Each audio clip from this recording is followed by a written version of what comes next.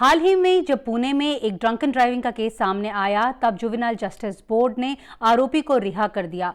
तब सब जो है वो भुचक्के रह गए, क्योंकि जो जुवेनाइल जस्टिस लॉ है उसमें अगर आप जो आरोपी है 16 से 18 साल तक का होता है तो उसको एक आप नाबालिग के रूप में नहीं देखते हैं, बल्कि अडल्ट के रूप में देखते हैं और उसके तहत ही सजा देते हैं। लेकिन जो जुवेनाइल जस्टिस बोर्ड है उसने उस आरोपी को रिहा कर दिया और बोला कि आप ऐसे लिखिए और आप ट्रैफिक पुलिस के साथ काम कीजिए 15 दिन तक।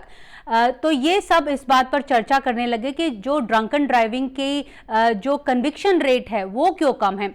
आपको ये जानकर हैरानी होगी कि जो भारत सरकार के आंकड़े हैं, जो नेशनल क्राइम रिकॉर्ड ब्यूरो के आंकड़े हैं, उसमें ये पता चलता है कि जो ड्रंकन ड्राइविंग की कन्विक्शन रेट है वो लगभग 20 से 25% है। इसके बावजूद कि जो ज़्यादातर जो केसेस हैं वो जो है वो चार्जशीट होते हैं, लेकिन बावजूद इसके उनमें कन्विक्शन नहीं हो पाती है। इसके पीछे जो वजह है वो जो पुलिस वाले हैं उनका ये कहना है कि सबसे बड़ी वजह यही है कि जो डिले होता है, पुलिस विटनेसेस को ढूंढ पाने में एक डिले होता है। इसके अलावा जो विटनेसेस होते हैं वो सीक्वेंस ऑफ इवेंट्स से आकर कोर्ट में मुकर जाते हैं और पूरा जो सीक्वेंस है वो नहीं बताते हैं, जिसके चलते जो है वो कन्विक्शन नहीं हो पाता है। जो एनसीआरबी के अगर हम आंकड़ों की बात करें तो 75% ऐसे जो केसेस हैं उसमें road accidents due to rash and negligent driving के जो केसेस हैं ड्रंकन ड्राइविंग के वो सामने आए हैं और 65% ऐसे केसेस हैं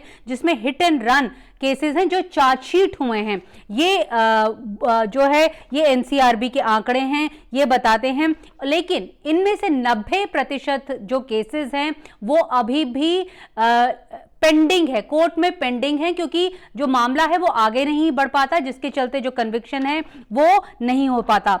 अगर हम एनसीआरबी डेटा की बात करें तो सबसे ज्यादा जो केसेस हैं वो उत्तर प्रदेश से आते हैं, फिर आंध्र प्रदेश से आते हैं। अगर हम दिल्ली शहर की बात करें तो दिल्ली शहर के आंकड़े भी चौंकाने वाले हैं, क्योंकि 2023 में 16,173 केसेस जो हैं ड्रंकन ड्राइविंग के सामने आए थे। इसकी तुलना में 2022 में सिर्फ 2,225 सामने आए थे और 2021 में लगभग 2,800 आए थे, जबकि 2020 में 3,986 आए थे। यानी इन सब की तुलना में 2023 में जो हैं वो 16,173, यानी बहुत ज्यादा केसेस जो हैं उनमें एक उछाल आया है। जो परसेंटेज है वो ज्यादा बड़ी है, लेकिन पुलिस वाले कहते हैं कि जो 90% जो केसेस हैं उनमें जो है वो चार्जशीट हो जाती है, लेकिन जो केस है वो आगे नहीं पढ़ पाता है। इसके पीछे जो एक और जो आंकड़ा दिलचस्प है जो एनसीआरबी का है, उसके मुताबिक जो डेथ्स होती हैं रोड एक्सीडेंट्स में, उनमें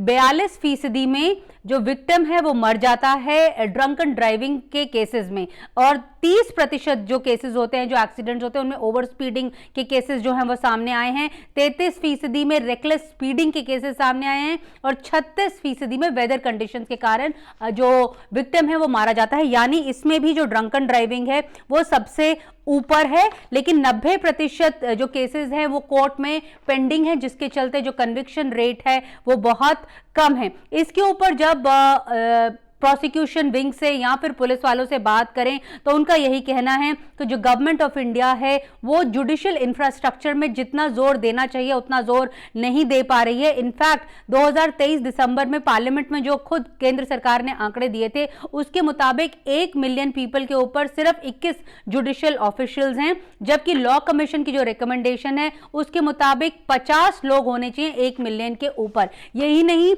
जो पुलिस वालों की संख्या है, पुलिस पॉपुलेशन जो रेशियो है वो भी बहुत कम है। अगर हम भारत की बात करें तो सिर्फ 152 पुलिस वाले हैं 1 लाख के ऊपर। ये भी जो संख्या है वो कम है, जिसके चलते ये सभी कारण हैं जिसके चलते जो ड्रंकन ड्राइविंग के केसेस हैं उनमें कन्विक्शन कम होती है। एनसीआरबी कहती है कि मामले कोर्ट में तो चले जाते हैं लेकिन निलंबित रहते हैं, उनमें हियरिंग जो है वो नहीं हो पाती, और यही वजह है कि 20 से 25% ही कन्विक्शन रेट जो है इन मामलों में हो पाती है।